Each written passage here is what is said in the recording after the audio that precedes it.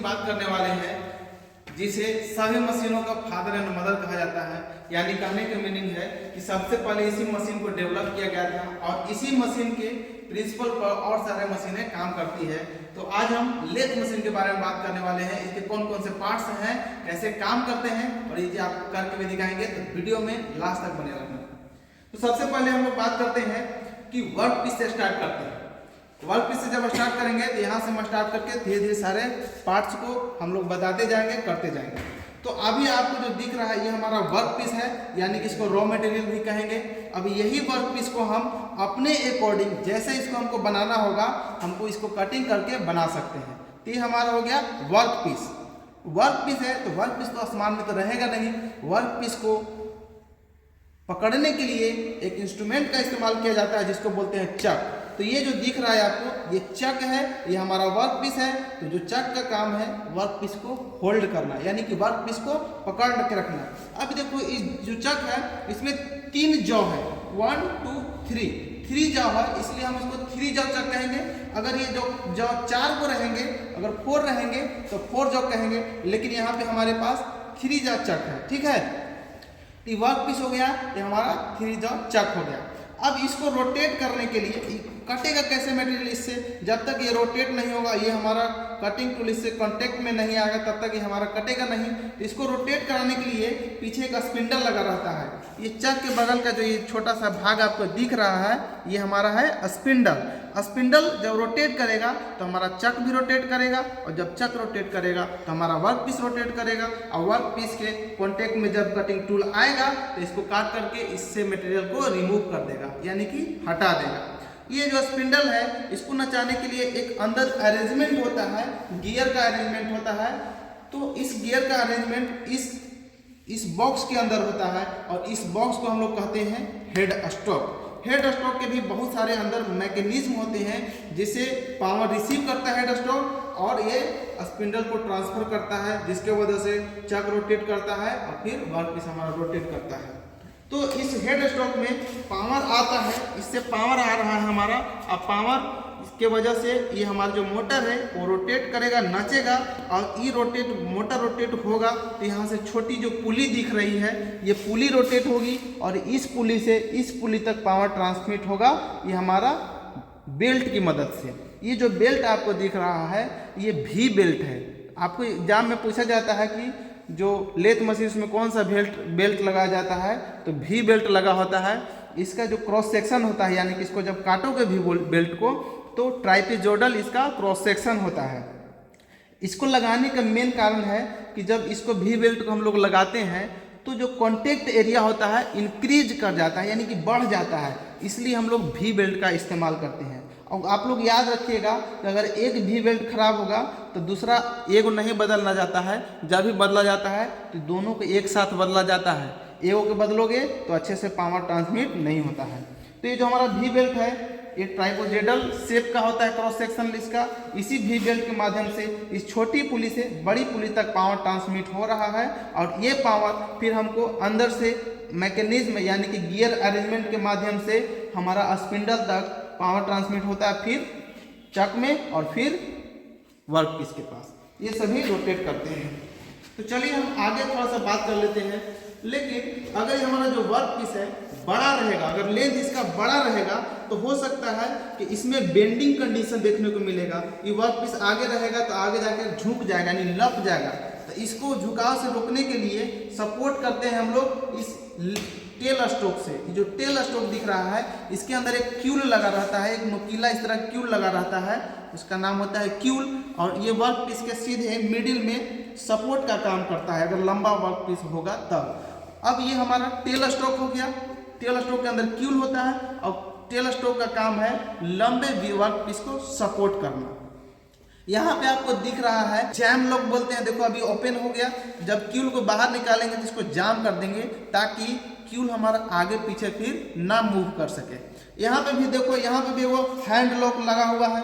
इस hand lock अगर लगा देंगे तो जो हमारा टेल स्टॉक है इसको हम आगे पीछे घुमा सकते हैं, इसको आगे पीछे घुमा सकते हैं। लेकिन अगर यहाँ पे लॉक कर देंगे तो हम इसको आगे पीछे फिर नहीं घुमा सकते हैं, इसलिए हैंड लॉक हो गया, यहाँ जैम लॉक हो गया। ठीक है, और इसको ये जो हमारा दिख रहा है हैंड व्हील जो दिख रहा है, इसके माध्यम से क्यूल को आगे पीछे कर सकते हैं। यहाँ पे क्यूल लगा हुआ नहीं है, अगर लगा होता तो अच्छा से दिखा देते हैं। तो इस ये हैंड व्हील है, इसको क्लॉकवाइज घुमाते हैं तो जो क्यूल होगा आगे निकलेगा, और एंटी क्लॉकवाइज घुमाएंगे तो क्यूल धीरे धीरे अपने अपने अंदर चला जाएगा। तो हम लोग अभी हमने समझ लिया हेड स्टॉक और साथ में टेल स्टॉक। अब हम समझेंगे कि जो वर्क पीस है इसको काटने के लिए कोई कटिंग टूल की आवश्यकता होगी। तो कटिंग टूल आपको जो दिख रहा है, यहाँ पे एक कटिंग टूल दिख रहा है, थोड़ा सा नजदीक से दिखाइएगा इसको, कि ये जो आपको दिख रहा है ये कटिंग टूल है। कटिंग टूल के माध्यम से ये वर्क पीस से मटेरियल को रिमूव कर सकते हैं अपने रिक्वायरमेंट के अनुसार। ये जो कटिंग टूल है इसको पकड़ने के लिए टूल पोस्ट का इस्तेमाल किया जाता है। ये पूरे पार्ट जो है इसको बोलते हैं टूल पोस्ट कहते हैं। ठीक है, थोड़ा सा और दूर से लीजिए, इधर से लीजिए, इधर से। तो इसको हम लोग बोलते हैं टूल पोस्ट। तो हम कह सकते हैं जो टूल पोस्ट होता है वो कटिंग टूल को होल्ड करने के लिए इस्तेमाल किया जाता है, यानी कि कटिंग टूल को क्लैंप करने के लिए इस्तेमाल किया जाता है। टूल पोस्ट समझ में आ गया। इसके बगल में दिख रहा है ये कंपाउंड रेस्ट है, लेथ मशीन का कंपाउंड रेस्ट है।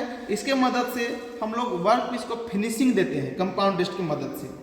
अब हम लोग अगर कटिंग टूल और वर्क पीस के बीच में गैप है, अगर इसको हम लोग नजदीक ले जाना होगा, भाई इधर घूम के थोड़ा, तो इसको इस हैंड व्हील के माध्यम से इसको आगे पीछे रोटेट कर सकते हैं, यानी कि हम लोग क्रॉस स्लाइड करा सकते हैं। इसलिए इस जो भाग जो दिख रहा है यहाँ से यहाँ तक, ये जो भाग दिख रहा है इसको बोलते हैं हम लोग क्रॉस स्लाइड। इस हैंड व्हील के मदद से आगे पीछे हम इसको कर सकते हैं। अगर हमारा वर्क पीस है, वर्क पीस ये इसका एक्सिस ये है, तो इस एक्सिस को क्रॉस साइड स्लाइड जो होता है उसको क्रॉस करता है, इसलिए इसको बोलते हैं हम लोग क्रॉस स्लाइड। ध्यान से देखिए, ये जो भाग दिख रहा है ये क्रॉस स्लाइड है, और ये हमारा हैंड व्हील है। हैंड व्हील की मदद से ही हम इस क्रॉस स्लाइड को आगे पीछे कर सकते हैं। अभी हम आपको क्रॉस स्लाइड के साथ इस मशीन को चला करके दिखाएंगे और कैसे काम करता है ये भी दिखाएंगे। तो अभी हमने समझा head stock, tail stock, lathe machine का एक चक हो गया, वर्क पीस हो गया, टूल पोस्ट हो गया, कंपाउंड रेस्ट हो गया, और ये क्रॉस स्लाइड हो गया। अब आगे देखते हैं, ये जो अभी मूवमेंट दिखाए हम लोग क्रॉस दिखाएं, क्रॉस स्लाइड कराएं, लेकिन अगर हमको मूवमेंट वर्क पीस के अगर पैरेलल मूवमेंट कराना होगा तो इसके लिए हम लोग सैडल का इस्तेमाल करते हैं। और सैडल में ये जो दिख रहा है हैंड व्हील, अगर क्लॉकवाइज इसको रोटेट कराते हैं तो स्लाइड सैडल जो होता है वर्क पीस से दूर जाएगा, देखो जा रहा है, लेकिन एंटी क्लॉकवाइज हैंड व्हील को घुमाएंगे तो सैडल से हमारा ये नज़दीक जा रहा है ना। तो इसमें हम लोग दो तरह के मूवमेंट देख लिए, एक क्रॉस स्लाइड और एक वर्क पीस के पैरेलल, जिसको सैडल से हम लोग आगे पीछे इसको कर सकते हैं। ठीक है, ये जो सैडल दिख गया। अब सैडल जो है tool post, compound rest, cross slide और सैडल, तीनों को सबको जब मिला देते हैं तो सारे कॉम्बिनेशन को कहते हैं हम लोग कैरेज। यानी कि tool post, compound rest, cross slide, saddle सबको मिला करके हम लोग बोलते हैं कैरेज बोलते हैं। अब देखो ये जो सैडल है ये आगे पीछे मूव कर रहा है, इसको मूव कराने में हमको ये लीड स्क्रू मदद कर रहा है। ये देखो लीड स्क्रू जो दिख रहा है इसी के मदद से हमारा सैडल आगे पीछे हो रहा है। तो जो लीड स्क्रू है ये हमारा रोटेशनल मोशन को लीनियर मोशन में कन्वर्ट कर रहा है। इसको हम गोल गोल घुमा रहे हैं इस हैंड व्हील को, लेकिन ये हमारा जो सैडल है आगे पीछे ऐसे घूम रहा है, यानी कि हमारा लीनियर मोशन हो रहा है। हम हाथ से रोटेशनल मोशन दे रहे हैं और हमें प्राप्त हो रहा है लीनियर मोशन। तो अभी आपको समझ में आ गया कि लीड स्क्रू का काम है कि रोटेशनल मोशन को लीनियर मोशन में कन्वर्ट करना और सैडल को वर्क पीस के पैरेलल आगे पीछे घुमाना। इतना तो समझ में आ गया होगा। अभी आपके यहाँ पे दिख रहा होगा हेड स्टॉक और टेल स्टॉक, दोनों तो आसमान में तो रहेंगे नहीं, तो इसको रखने के लिए एक बेड की जरूरत होती है। तो ये जो यहाँ से यहाँ तक दिख रहा है आपको, ये लेथ मशीन का बेड है, ये लेथ मशीन का बेड है। और ये जो हमारा टेल स्टॉक आगे पीछे होता है उसको बोलते हैं हम लोग गाइड बेस। गाइड बेस पे ही टेल स्टॉक और ये जो कैरेज पूरा दिख रहा है आगे पीछे होता है। तो ये जो दिख रहा है यहाँ पे ये लाइन, ये इसी पर जो कैरेज है आगे पीछे होता है, इसलिए इसको बोलते हैं हम लोग गाइड बेस। तो अभी हमने समझ लिया कि ये हो गया बेड, ये हो गया हेड स्टॉक, टेल स्टॉक, ये बीच में हो गया कैरेज, ये हो गया लीड स्क्रू। अब आगे देखिए कि जो बेड होगा आसमान में तो रहेगा नहीं, तो इसको सपोर्ट करने के लिए दो लेग रहते हैं, एक ये लेग हो गए, एक ये लेग, दोनों लेग हैं, इसी को बोलते हैं हम लोग, इस लेग को बोलते हैं पेडेस्टल बोला जाता है, इसको बोलते हैं पेडेस्टल। थोड़ा सा इधर दिखाइए अब, यहाँ पे दिख रहा है जो आपको मैकेनिज्म एल और एच दिख रहा है। एल मतलब लोअर और यहाँ मतलब हायर, लो हाई, यानी स्पीड को हम लोग कम बेसी कर सकते हैं, इसको रोटेट करा के, इसको करके हम लोग स्पीड को कम बेसी कर सकते हैं। यहाँ पे दिख रहा है कि ए बी सी डी लिख रहा है, इसको इंडिकेटर को हम लोग अगर ए पे ले जाते हैं तो अगर हम इसको हम लोग अगर एल पे करेंगे तो लोअर स्पीड कितना हमको मिलेगा, 70 मिलेगा। अगर इसको हाई पे करेंगे तो इसको मिलेगा हमको हायर स्पीड 315। जो स्पीड हमको मिलता है उसको आरपीएम में मापा जाता है, यानी कि रिवॉल्यूशन पर मिनट, आरपीएम में मापते हैं। अगर इसको हम लोग बी पे हम लोग सेलेक्ट करते हैं, बी पर सेलेक्ट करेंगे तो लोअर स्पीड हमको मिलेगा 116 आरपीएम और हायर स्पीड मिलेगा 525 आरपीएम। इसी तरह और सारे जो स्पीड है हमको इसको बदल बदल के सेलेक्ट करके हमको स्पीड को कम बेसी कर सकते हैं। ये जो दिख रहा है आपको, इसको फॉरवर्ड और रिवर्स करने के लिए हमको ये चीज आपको दिया हुआ है, ठीक है। F4 फॉरवर्ड, R4 रिवर्स पीछे, ठीक है। तो इतने सारे हम लोग अभी देख लिए। चलो अब हम थोड़ा सा मशीन को चला करके दिखाते हैं। ये जो आपको दिख रहा है यहाँ पे भी हैंड लॉक है। कैरेज को जब हम लोग इसको हम लोग अगर जब हमको सैडल को आगे पीछे कर रहे हैं तो इसको अगर लॉक करना होगा तो हैंड लॉक अगर इसे ऊपर उठा देते हैं तो फिर हमारा कैरेज आगे पीछे नहीं हो पाएगा। इसलिए हैंड लॉक का इस्तेमाल करते हैं कि इसके मोशन को लॉक करने का इस्तेमाल करते हैं हैंड लॉक का, ठीक है। तो अब हम लोग थोड़ा सा इस मशीन को चला करके दिखाते हैं कैसे काम करता है, और इसमें हम लोग टर्निंग कैसे करते हैं, फेसिंग कैसे करते हैं। दो ऑपरेशन अभी हम आपको करके दिखाएंगे। टर्निंग में होगा कि डायमीटर कम होगा, और फेसिंग में जो होगा वो हमारा लेंथ कम होगा। वर्क इसको अगर लंबाई को कम करना होगा तो फेसिंग करना होगा, यानी इधर से हमको धीरे धीरे काट काट के छोटा करना होगा। लेकिन अगर टर्निंग करेंगे तो इतना मोटा जो डायमीटर दिख रहा है, इतना मोटा जो डायमीटर दिख रहा है, इस डायमीटर को कम करना होगा, तो उस प्रोसेस को कहते हैं हम लोग टर्निंग करेंगे। तो दोनों प्रोसेस करके हम लोग दिखाएंगे। तो इसके लिए पहले हम लोग जब ओपन करेंगे लेथ मशीन को, सबसे पहले हम लोग एमसीबी को ऑन करेंगे। एमसीबी ऑन हो गया।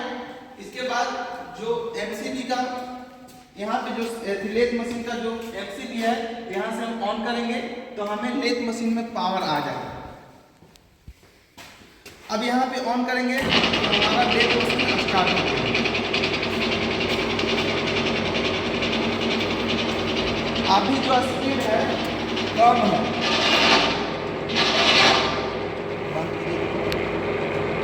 चलिए अब यहाँ से हम पावर इसको ऑन करते हैं। जैसे ही पावर ऑन किए तो मोटर तक पावर आया, यहाँ से कुछ पुली के माध्यम से यहाँ तक पावर जा रहा है।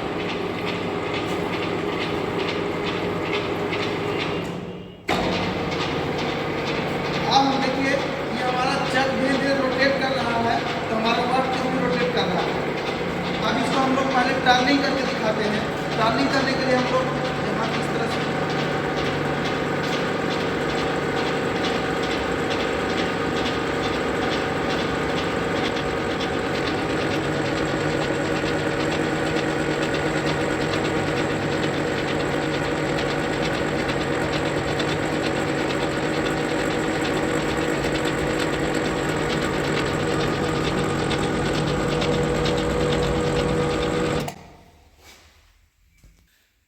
तो अभी हमने देखा कि मशीन चला करके दिखाया कैसे चलता है। इसको ऑन कर दिए, एमसीबी ऑन किए, यहाँ पे ऑन कर दिए। इसके बाद इस पर पावर आया, ये रोटेट करने लगे। जब हमको इसको फेसिंग करना होगा तो फेसिंग करते वक्त इसको यहाँ पे इसके लाएंगे और इसको धीरे धीरे आगे की ओर मूव करेंगे। जैसे इसको टच करेगा धीरे धीरे काट करके इसको हटा देगा, यानी कि फेसिंग हो जाएगा ये ऑपरेशन। लेकिन अगर हमको टर्निंग करना होगा तो यहाँ पे हमको टच करा करके थोड़ा सा टच करा करके अब इसको हम लोग इधर मूव करना होगा, तभी डायमीटर इसका कम होगा। डायमीटर कम कराने के लिए हम लोग क्या करते हैं, टर्निंग करते हैं। धीरे धीरे इसको ऐसे ऐसे बढ़ाएंगे और बढ़ाते बढ़ाते इसका डायमीटर क्या होगा, धीरे धीरे कम हो जाएगा। तो टर्निंग में हम लोग डायमीटर कम करेंगे और फेसिंग में इसका हम लोग लेंथ कम करते हैं। दोनों ऑपरेशन समझ लीजिए। चलिए हो गया ना।